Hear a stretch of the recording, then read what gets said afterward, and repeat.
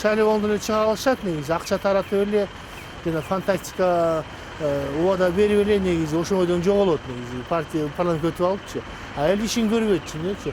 Бир мандаттуудан өзүнүн районуна барып күрөшүп, элдин алдында сүйлөп, талашып, тартышып, анан мандатты жеңип келип атса, азыр 500 миң долларды берип коюп үйүндө жатып эле мандат сатып алатпы? Партиянын жетекчилери бос болуп албайт да. Партиянын жетекчилери баарын чечип, партияны бизнеске айландырып, акча сурап, андай болбойт. Тескерисинче, партиянын жетекчилери эл арасында кадыры бар кишилерди издей баштайт.